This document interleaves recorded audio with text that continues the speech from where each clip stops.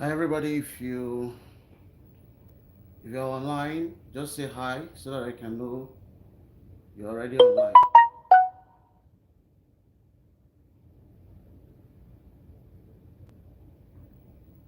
Just say hi so that I can know you're already online.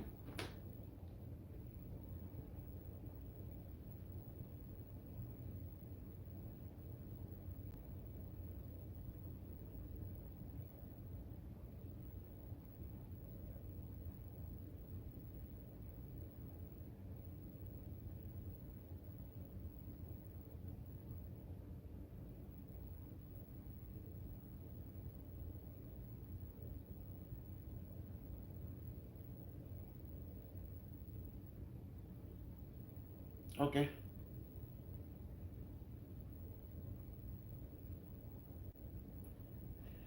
Okay. Hi. Please just say hi if you're already online.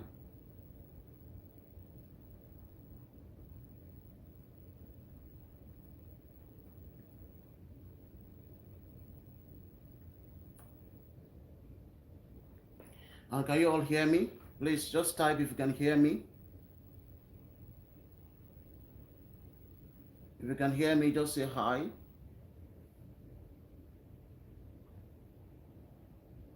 Just say hi if you can hear me, please.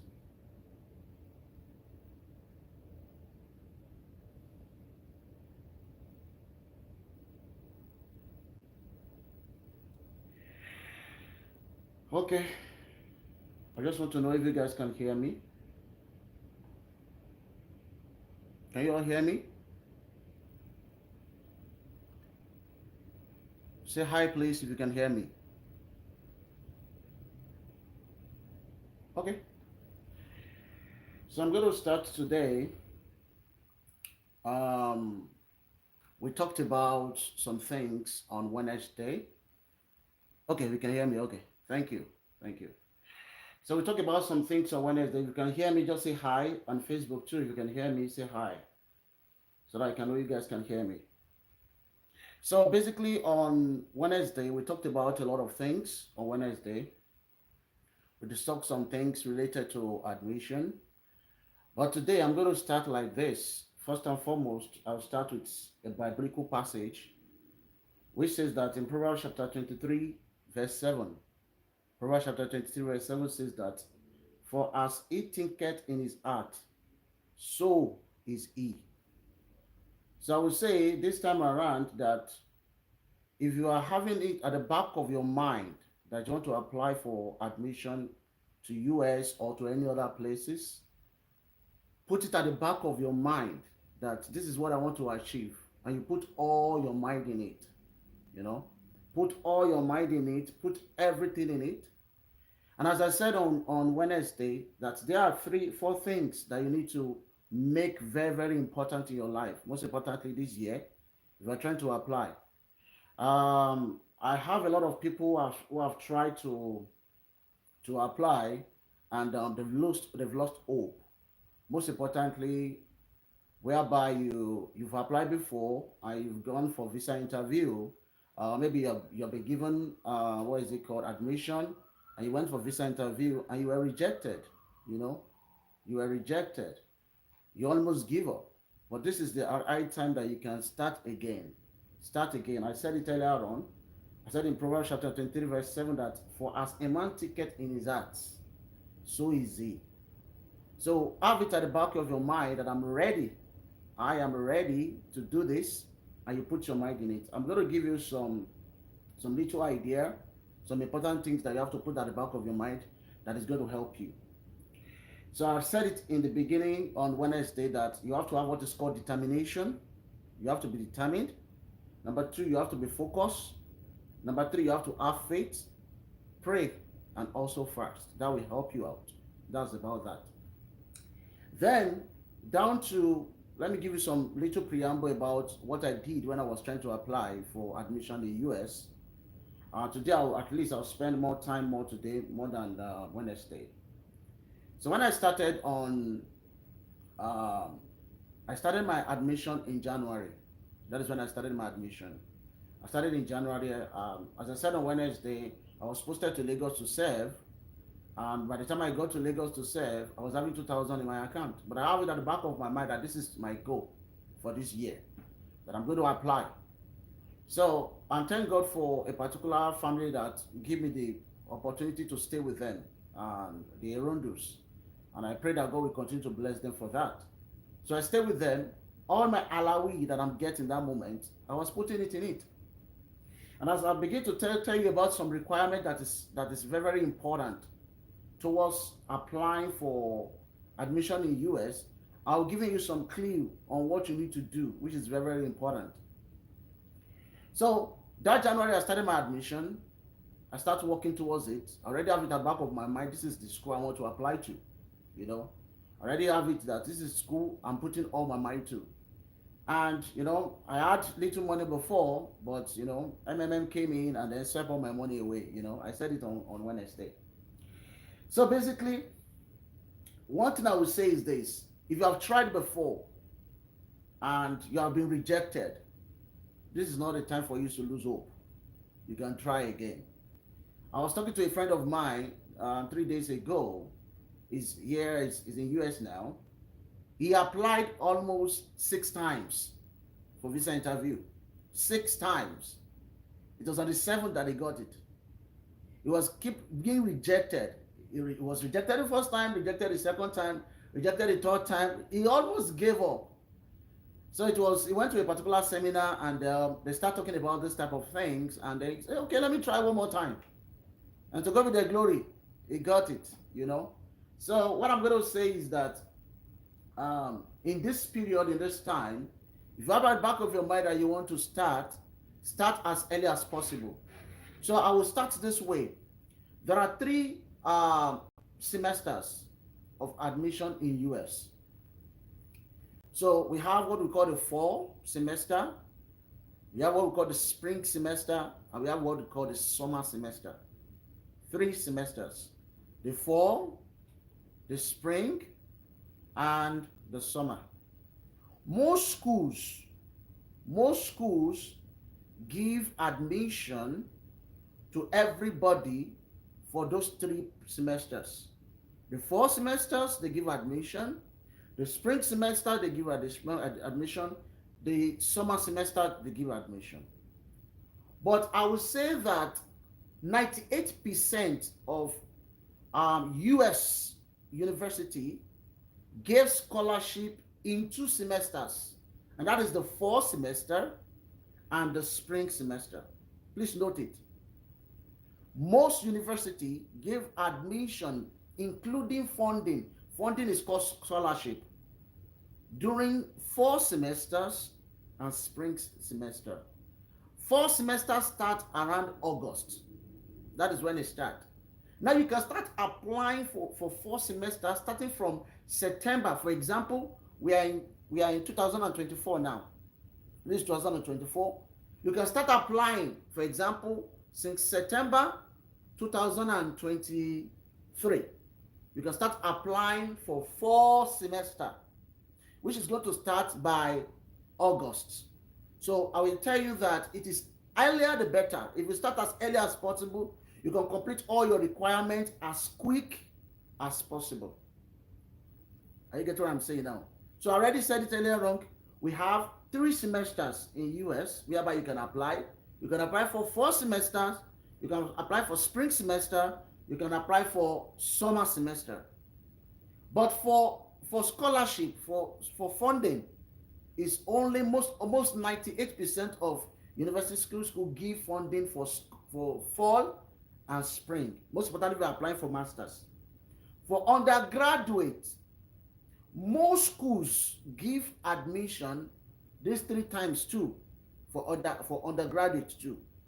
Most schools also give admissions these 3 times, and most of them, they always have scholarship for undergraduate.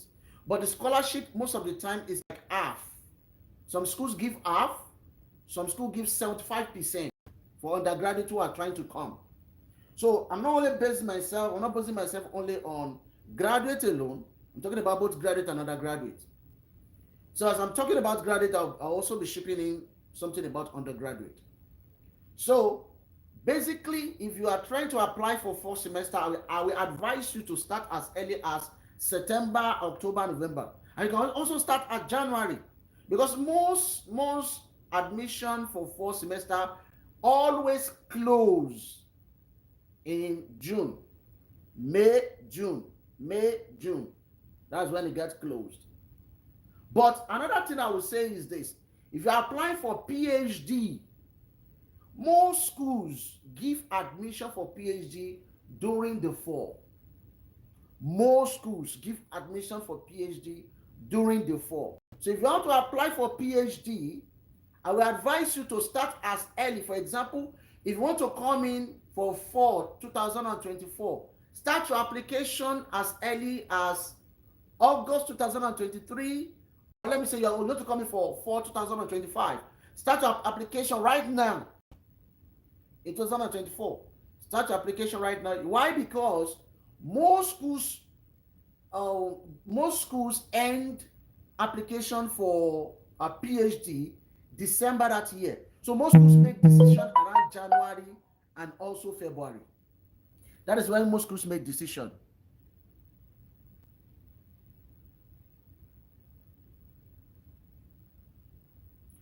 Okay, somebody asked a question that, let me assume I applied for March and my documents are not completed, sent in this January.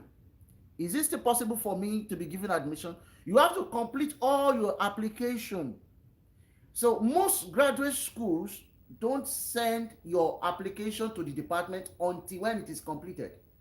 So note that you have to complete your application before it can be sent to the department. Let me give you an example. When I was applying for my master's, the application closes June 1st. My transcript, my evaluation transcript, go to them that same June 1st. They receive it around 8 a.m. in June 1st, and they forward it to the department that same June 1st. So it is advisable that you don't do like mine, because I don't have money when I was applying. So as money was coming in, I was using the money. So I advise you to start applying as early as possible. I have a friend of mine who started applying as early as possible. By March, he has completed all his application and it was sent to the department. And decision was made at the time. So if you are applying and you've not completed your application, they won't send it to the department. You have to complete your application. That is very, very important. Please note that. So let me continue from where I stopped. So I said we have 3 semesters that you can apply for. But if you are applying for scholarship, I will advise you to apply for fall and spring. But if you apply for PhD, I will advise you to apply as early as possible. Apply starting from January, because most application closes in December. Most application closes in December. And they start making decision in January, February, because of funding and so on like that. So for PhD, most schools give PhD around fall. But some also still consider spring too. Some still consider spring.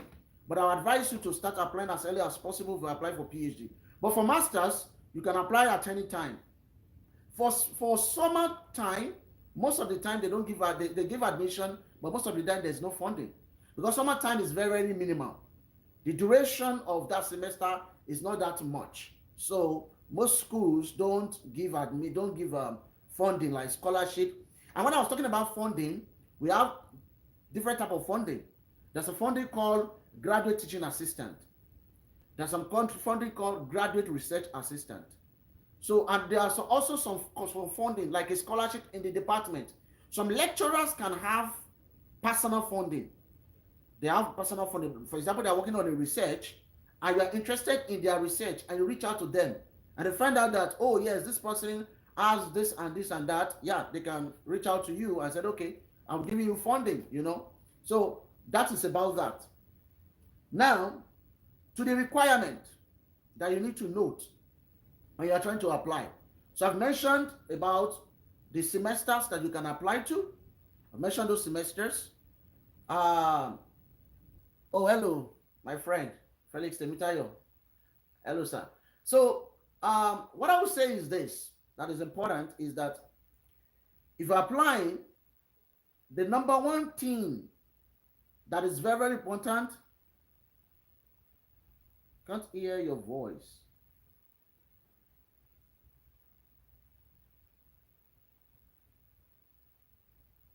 Um,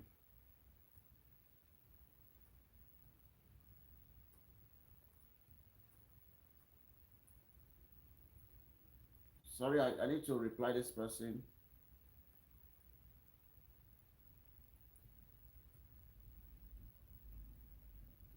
Some people say they can't hear my voice on. They can hear my voice on Facebook. I don't know why. So I already sent a message to them. So what am I saying? Essence is this. I would say this, that number one thing that you have to start when you're applying, number one requirement is go through two things. For example, yeah, I'm going to start with the requirement. So, for example, number one that I will say is this: whenever you have to apply for a particular course, go through two things. Number one, go through the graduate application requirements. So, if you're applying for graduate school, that is for masters and PhD. Or go, if I apply for undergraduate, go through the undergraduate requirement. Every schools have undergraduate requirement for international and graduate requirement for international. But I'll mention some things that you need to note. So go through them. There are some things that will be listed there. For example, they will tell you that, oh, if you want to apply for this course in this department, in this school, you must have so GPA. For example, if you want to apply for graduate, they will tell you, some schools will say, oh, you must have 2.75. Some schools will tell you 3.0 GPA before you can apply and be considered for admission. That means that the graduate school is telling you that your GPA must be this for us to be able to send your document from here to the department you are applying to. Then secondly, go to the department you are applying to. Go to this is the reason why a lot of people apply for admission and they don't get admitted. Go to the department you are applying to. Go to that department. What am I saying in essence is this: when you go to that department, the requirement in the graduate school can say 2.75. The department can say 3.50. So if you complete the requirement of the graduate school and your document is sent to the department, and department, they concluded that in our own department concerning this course is 3.0, and they get your requirement, they won't look at it because they already stated that it has to be 3.0 and above. So every department have its own requirement. So the first thing, you look at the school requirement concerning international, then you look at the department requirement concerning the course you want to study. That is one of the things that will give you of getting admission. That's number one. So one of the requirements is GRE score. That is graduate record examination. Most schools don't consider this, and most schools consider this. So two things. Some department, we said you have to write GRE, graduate record examination. Some department will say that, maybe for example, you apply for mathematics, some department may say that. When I was applying for my PhD in Ohio, they did not request GRE. When I was applying for PhD in mathematics in some other schools, they require GRE. So it depends on each schools. Some schools will tell you, oh, we don't need GRE. So far you have this so GPA, you can apply, you know. So that is for each schools. Then department, schools can tell you that we don't require GRE. Departments can tell you we require GRE. So it is important that you try to notify and check these two things. This is very, very important. Check these two. Departments and also the graduate school. That is concerning GRE. And for the graduate, they call it SAT. For the graduate, you have to write SAT examination, SAT, they call it SAT. Because most of people are coming from English country, most of you are not required to write TOEFL. Most people are not required to write TOEFL. Yeah, the reason why the requirement is different is that some departments make up their mind that, okay, maybe for example, the school said we are giving you, if you have 2.75, you can apply. You can apply to this course that you can apply. And the department, we say 3.0. Why? Because maybe most of the time they decided to go with the requirement of the graduate international requirement, and find out that most people that they admitted couldn't perform well. So they couldn't perform well. So that is one of the things why they will say, okay, no, we are not going through with this. So this is our own requirement. So that's why I said it is good for you to check the two. So most of the time, the requirement of the department and the requirement of the school are always very close. Just a few things can make it different. Just a few.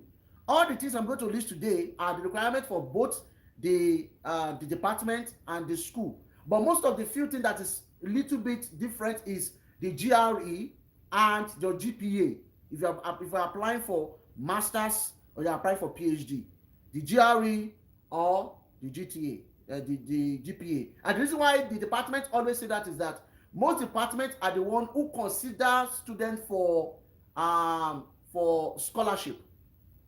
So departments consider students for scholarship. They are the one that make decision concerning scholarship. Like, okay, we are giving you scholarship. We are giving you what is it called? Graduate teaching assistant, or we are giving you graduate research assistant. And for information, the graduate teaching assistant always covered all your tuition and also a stipends. A stipends means that the money you are going to get, they'll give you some little money, whereby you can be able to live good, pay your rent, and also eat food. But most of the time, I'm still going to talk about some thing that is important today. Most of the time, they don't require you to work outside the school if you're an F1 student. They don't require you to work outside the school. So I'm still going to talk about F1 students. But let me talk about this requirement first, please. So I've explained the reason why it looks a little bit different, but not too different, but just very, very close. Number two is recommendation letter. That's number two, recommendation letter. So some schools will say 2 recommendation letter. Some school will tell you 3 recommendation letter. But if you are being told that you should submit 2 recommendation letter, it means that the number 1 recommendation letter you need to submit is coming from your professor. For example, if you are applying to what is it called?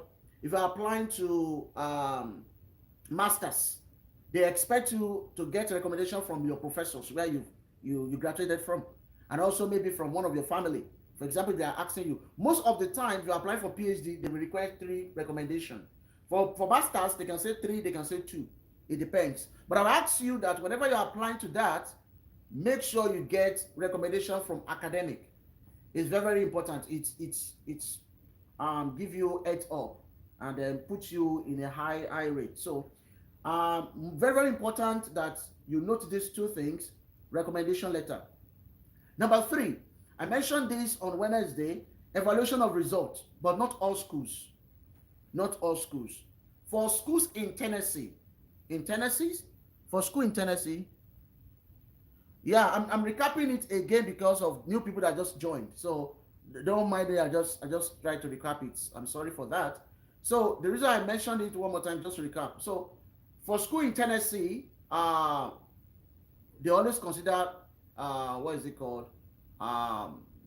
Evaluation results. They always consider that. So that's why I'm sending it again. While some other schools, we said, no, we don't need that. We just need your official transcript. So evaluation of results is the official transcript. And some schools will tell you that your school will be the one to send them the evaluation. Okay. Then number 4 now, the copy of your passport photo page showing expiring date. So let me tell you this one. When I was applying for my my masters here in America, I don't have my passport. So I told you I started my application in January. As of July, as of February, it was then I applied for my passport. And the situation in Nigeria, it takes a long time for them to give me my passport. But thank God, I got my passport in May. That's when I got my passport. So please, if you are trying to apply, Please apply for your passport as early as possible. Please apply. Even when I was applying that time, I even applied for VIP. I applied for VIP because I play like extra for me to be able to get it as quick as possible. So I will advise you if you are applying, please make sure you get your passport as quick as possible. Then number 5, statement of purpose. Very, very important. Statement of purpose.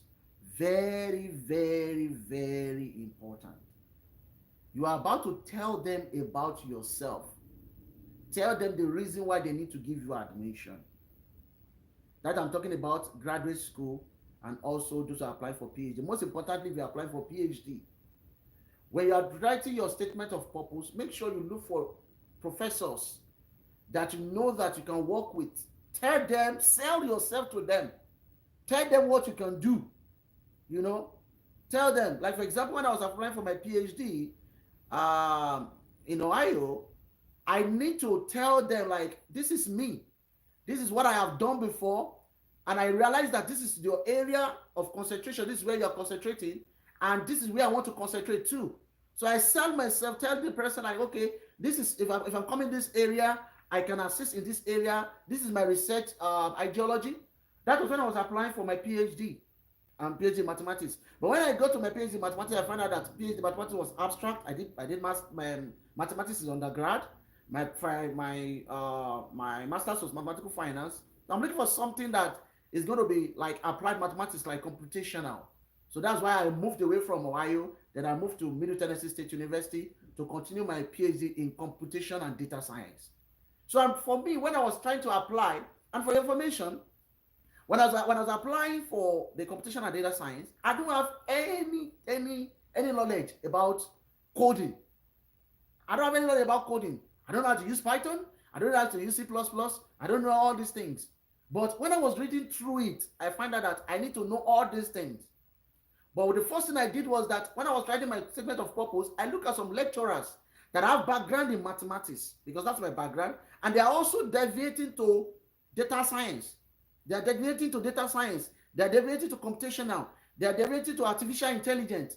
And I write my statement of purpose, make sure that I mention their name in that statement of purpose, talk about what I can do, what I can bring in, send my results, and also I now send a personal email to each professors myself, send my result to them, tell them what I've been doing before, what I can do, what I can tell, how I can come in, tell them that I don't have foundation in this area, but I'm working on this area.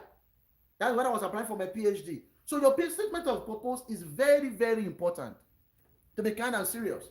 When you are writing your statement of purpose, be ready to write a very good statement of purpose. And your statement of purpose, make sure you mention the courses you've done.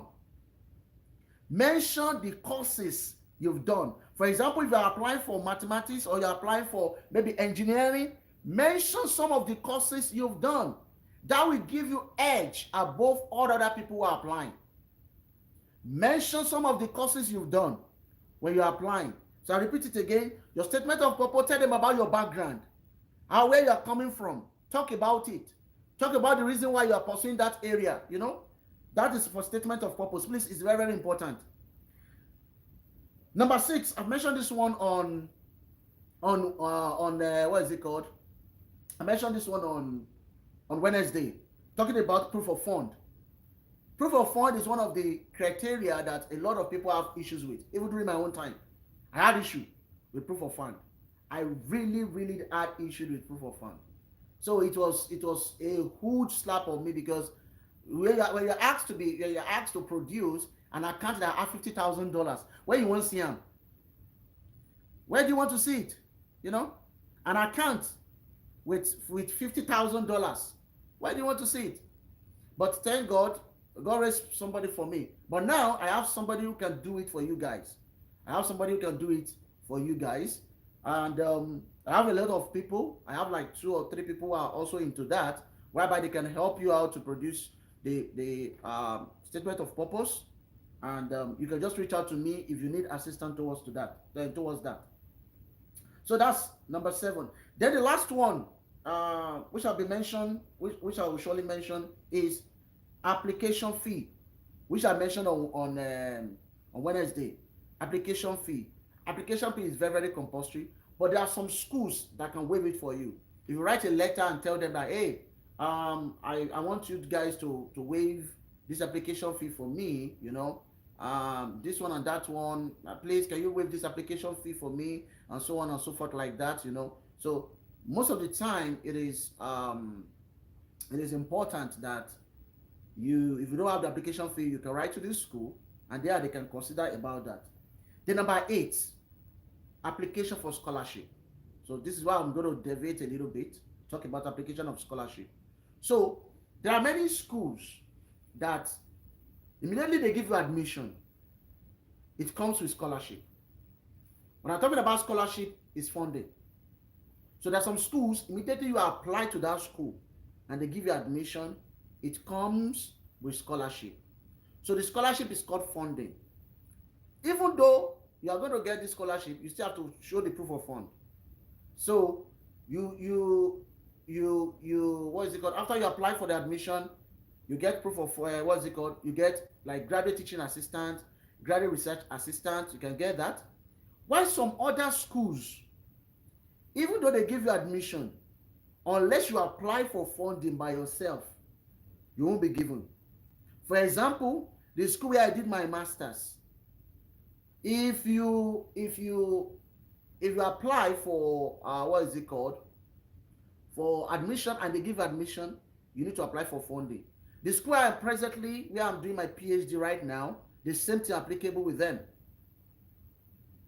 What reason can someone give for them to consider application fee waiver?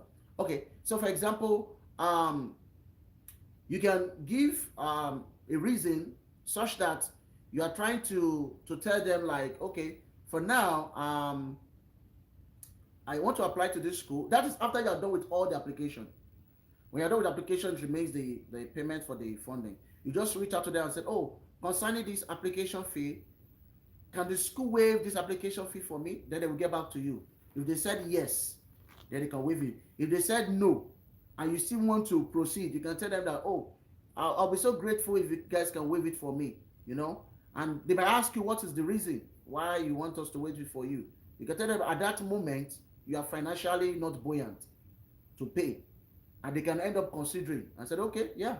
If they look at all your application, because as you are submitting your application, they are looking at your application. If they look at your application that this person is very good, yeah, they can consider it and waive it. But there's also some schools. I'm going to mention those schools for you today, and I'm also going to post it on video on Sunday, talking about some schools that are waiving application fee. So that is one of the things how they can waive your application. Okay. So for the application of the scholarship, some schools will ask you to send the application. They ask you to apply for graduate research assistant or graduate teaching assistant. And another thing is this: there are some departments that their graduate teaching assistant or scholarship are very minimal. They're not that much. So for example, let's say they give like 70 people admission, and the scholarship that is on grant is for 10 people. Now it remains 700 people left. What you can do is that you can sort for scholarship within the school. So for example, you can look at some department in the school whereby you can ship in. For example, let's say that you study engineering and you're very good in computer, like Microsoft Word, and software engineering. You're very good in some other area or something like that. You can reach out to that.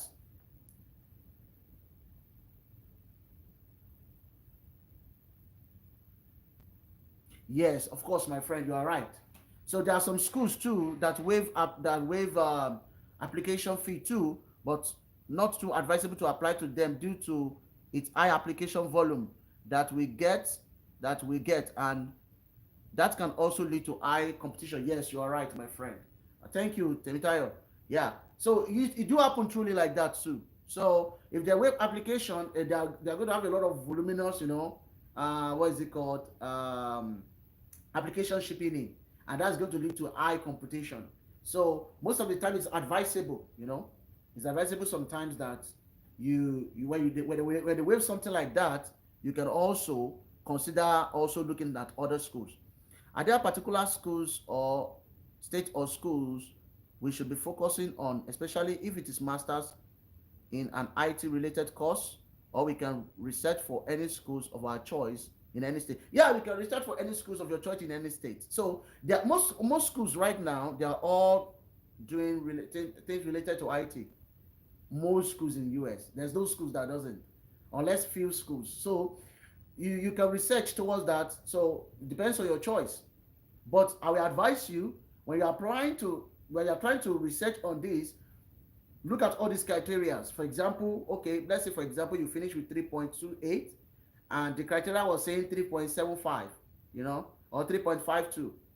You should have to look for other schools whereby they have limited something.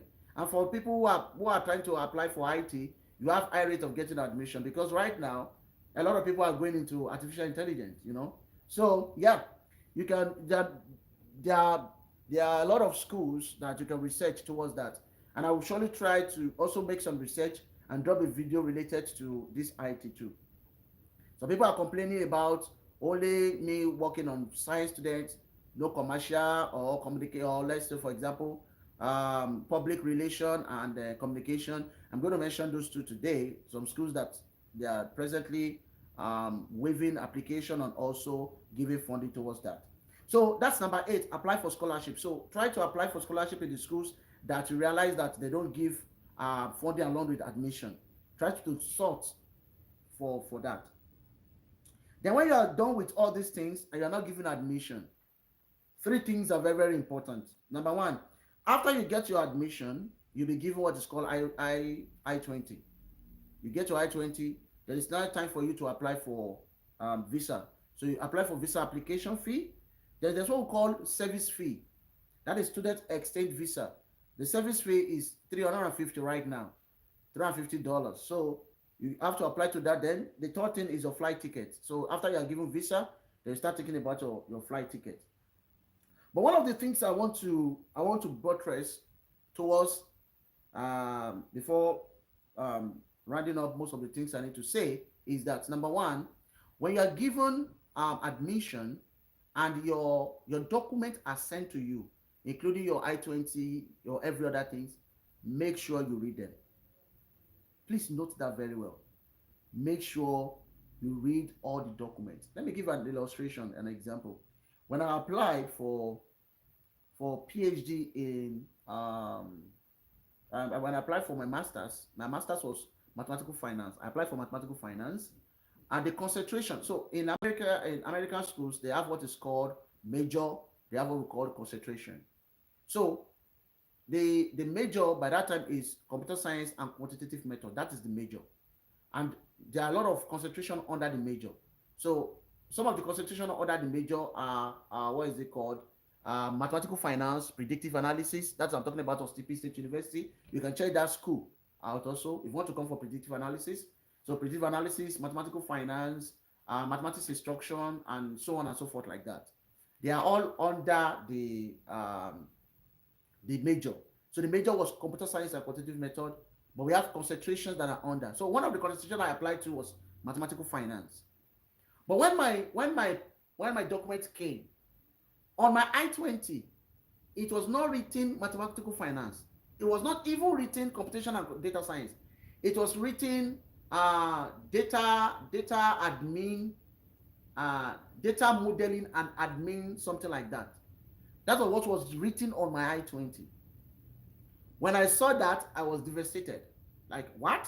I applied for mathematical finance, and here they were writing something. And when I was preparing for my visa, I was focusing on.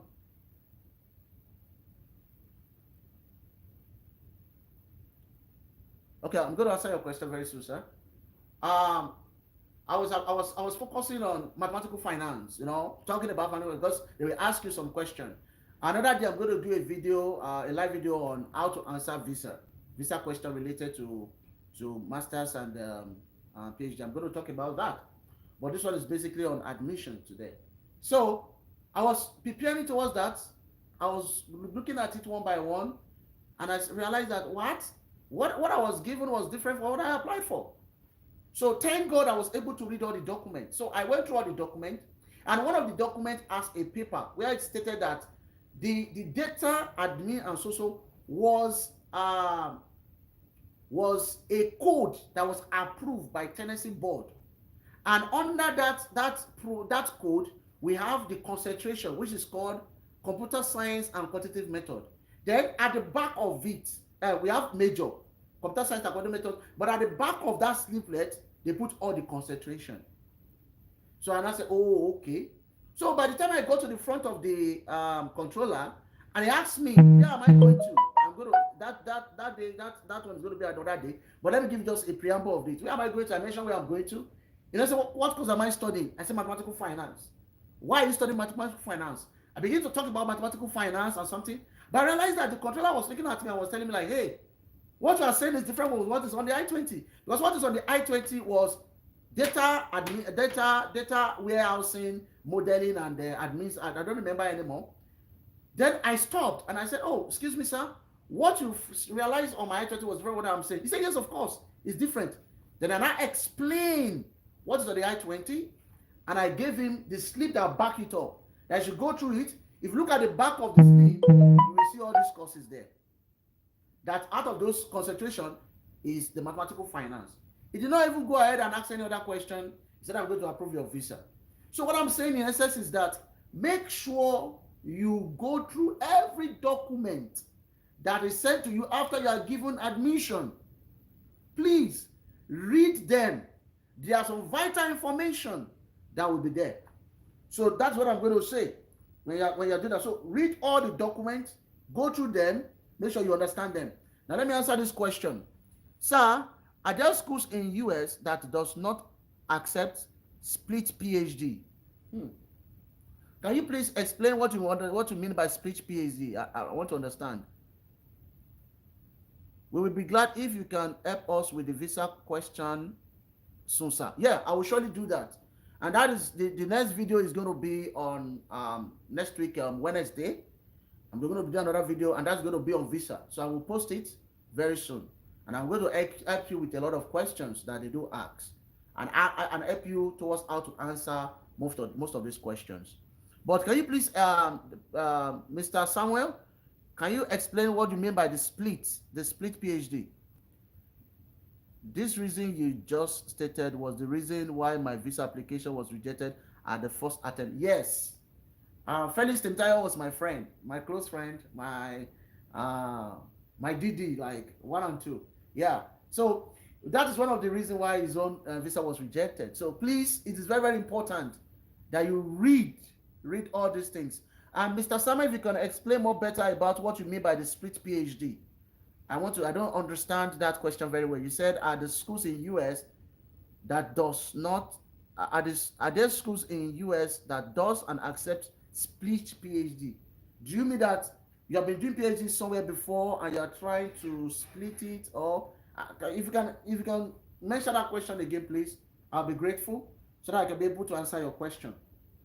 Then the last thing I'll be talking about today is those who are trying to apply for communication and public relation. If you apply for communication and public relation, most importantly, if you are trying to apply for Masters of Arts in these two areas, communication and public relation, I have a good news for you. I mentioned this school on Wednesday, Ball State University, Ball State University, BALL State University. They are giving a live webcam at 6 p.m. on Wednesday, February 7th, 2024. And the application fee will be waived for you if you attend that meeting. They will waive the application fee. Then secondly, they are also waiving GRE. So they are waiving GRE. So if you are trying to apply for communication and public relation, this school, Ball State University, is waiving GRE, and also they are waiving application fee if you attend their webman. And also they're also giving funding right now. They're also giving funding. And the application towards this school closes by June. The application towards this school, Ball State University, closes by June. I'm going to post a video on this on Sunday, and I'm going to post the link in that video. So you can go ahead and click the link and then check that out. Split PhD is when a candidate started his or her PhD in Nigeria. Okay, I went to come for a lab work and analysis in US. Uh, are there schools that does that? Yes, of course. There are schools that also do that. There are schools that do that. Then that means that you'll be applying for, yeah, you can apply for F1 or you can apply for J1. So I'm going to talk about these two things. There's a difference between J1 and F1. F1 is that you are sponsoring yourself, or the school is sponsoring you, or you have a sponsor, maybe from your family. J1 is maybe you are sponsored by your government, the government of your country. And when you are done, you have to go back. So the difference between these two, J1 and F1, is that J1 you can come in as a research person. You come in there, they check all your what's it called? You work as a research with them, but you have a minimum of maybe 1 to 2 years, and when you are done, you have to leave. So you can't stay and work. But for F1, yeah, you can. When you are done, you can apply for what is called OPT. Then you can be able to work. I'm going to talk about that one in another day. So for this one, yeah, you can apply for split PhD. Excuse me. You can do that. You can come in here. There are a lot of schools that do that too. So yeah, you can come in and work on your analysis and towards that. But most of the time, this type of splitting PhD is divided into two ways. Number one is either you find a professor who is working in that area and ask funding that can fund you. That would be the best thing, because most of the time the department will not do that. So if you can get somebody who is in that area and needed somebody to work with, and you reach out to him, yeah, you can come in as that. So that's just my advice towards that. So that, well, because most of the time you may be the one to sponsor yourself for you coming in towards that area. So that is the solution to that question. Number two school that I'm talking about communication and public relation, is Virginia Tech. Virginia Tech is giving funding towards that right now. So you can apply for that as quick as possible. For someone that have not been active in academic for 5 to 6 years since undergraduate, 5 to 6 years since undergraduate, I couldn't read your question finish. You changed the message to restricted. Oh, do you deleted it? I was trying to answer your question, Mr. Lekon. I was trying to answer your question, sir. But I found out that you deleted the question.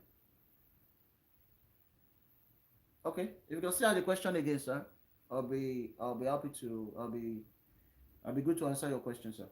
Okay, so Virginia Tech University, Virginia Tech also they're also giving masters for communication, and they have funding right now. They're giving funding for someone that has not been active in academic for 5 to 6 years since undergraduate graduate. Is there hope for master's admission with funding? Yes, there is hope. 100%. There's hope for masters and admission. I have somebody who came in August last year. Um, I was following up towards his admission. He was applying, but I was like guiding him. He came in this August, and for like 8 years, it has been out of academics, and he applied for masters and was given both masters and funding. So it depends. It depends on the area where you're applying to, sir. So you can get it. Yes, of course, you can. You can get it. Even most of the time, those who have work authorization, well, those who have been working for a long time, they even consider you more better than most people who are just coming, just getting out, you know. So if you're out of academic for a long time, and after your graduation from undergraduate, and you want to come back, yeah, there are a lot of schools that can admit you towards that with funding. Yes, of course. But they don't consider all those things. What they consider is they look at the your personal statement, the results you submitted. That's most of the thing they consider. They look at those things. They look at your results. They look at what else again. Uh, um, if you do GRE, they will look at your GRE or something like that. I resent. Oh, you recently applied? Is that what you're saying, sir?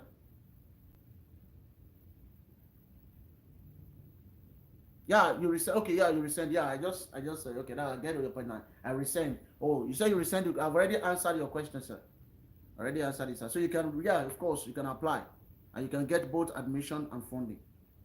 So the last schools I want to talk about concerning the schools that are presently given application waiver for communication and public relation is Flock University, is at Boston, and then you can apply for application waiver too for that one. And the application for international students ends by June 5th for the fourth semester. It ends at that time, and they have scholarship based on merit. So about these schools, they have scholarship based on merit. I'm going to post the video on this school and also put the link there, so you can go ahead and check it out. You can go ahead and check it out. So I'm going to be stopping here today. But one thing I want to say is that don't don't give up. There's still hope for you. Please don't give up. And you don't have to have millions of money in your account before you start applying. You can start applying now. You can start applying now. If you look at the money, you won't apply. So start applying now. Most importantly, get all the documents, make sure everything is done. Then you know that okay, what is left for me to pay application fee, And I can give you a lot of scenario whereby I don't even have money. I told you I ended my own application on the last day. That is when I submitted my last application on the last day, you know. And I still got my admission, I got funding and every other things like that. So any other question, please? Please, sir, can you state the school, university that offered animal student courses without GRE? IELTS. Yes, for the IELTS, if you are from Nigeria, you don't need to write this exam. I'm telling you 100%. Even TOEFL, you don't need to write this exam. But for the GRE, I'll try to check animal science course. Okay, I will add that to my and also with that application fee. A lot of people are looking for cheaper something. Okay, so I'm going to check for this school, animal science. Thank you for sending that to me. I'm going to check it. I'm going to post something related to that on Sunday along with these three schools. So I'm going to do that. So expect a video on my YouTube towards that. And if you have not subscribed to my YouTube, please subscribe. And please share this video too. I'm going to post this video when we are done. You can go back and check it out. So I'm going to post the video. Please like the video. Please subscribe to the video. Love the video. Ask more questions. I'm ready to answer your questions. And I think there's one more thing I want to say. I remember right now. Okay. Well, maybe if I remember the next time. Okay, yeah, I remember what I want to say now. So the next live that I'll be doing is going to be basically on two things. Number one, talking the difference between F1 and J1. And before I talk about it, you can go to my YouTube and check it out. I have what is it called? A video on that. Difference between F1 and J1. I'm talking about the spouse too. If you want to come in with your spouse, while you apply, you can also come in with your spouse. So I won't be only you. I'll talk about that. Then that was going to be on Wednesday. Then I'll also talk about the visa application, and talk about how to answer questions from the controller and all other things like that. Thank you very much for the lecture, sir. Really enjoyed the lecture, sir. You're welcome, sir. Please, we need schools for about technology too. Okay, so I'm going to write all these schools down about technology, and I'm going to post something related to all these courses. Please, if you want more courses, just drop them at the what is it called, at the comment section, so that I can be able to look for those schools and send them to you, and I'll publish it on my YouTube. So human resources and project management. Okay, human resources and project management. So I'm going to go back to all this comment and try to write all the courses related, all these courses that you guys mentioned, and also publish a video on that. I may not be able to publish all the video at once, but I promise by God's grace that before the end of this month, I'll publish all the video related to all these schools. And if you need my assistance Most of the time, I don't apply for people because presently I'm doing my PhD. I'm still working on my research. I'm doing a lot of work. So if you need my assistant, I have a WhatsApp community.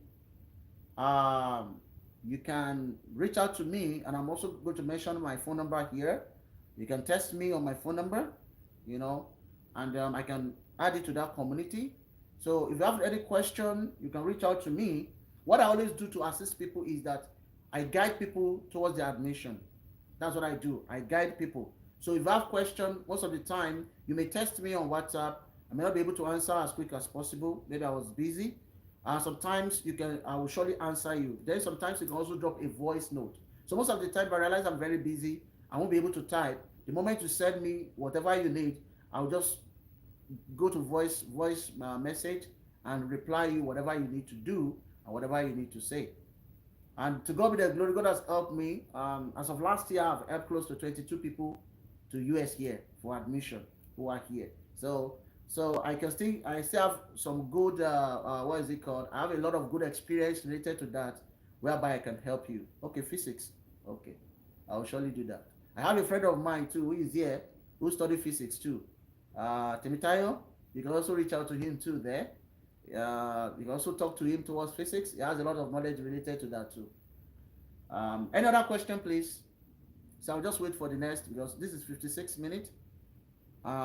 Just have an hour. So I'll wait for like the next 2 minutes. If you still have any question, you can ask me now. I can answer your question. And please, if you have other people who still need knowledge towards this, please help me to share this video to them. Send this video to them. I'm going to post it today. I'm just going to do some little edition on it. Then I'll post it today. Please share this video with them. Send this video to them. And also, they can also reach out to me, please. So any other question, please, for the next 2 minutes, then we'll call it a day.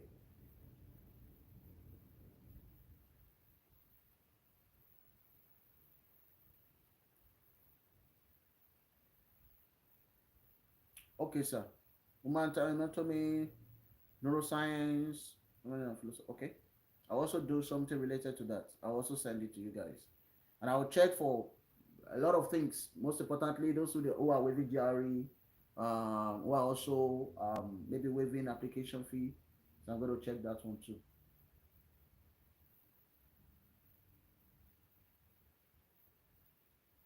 Any other question, please?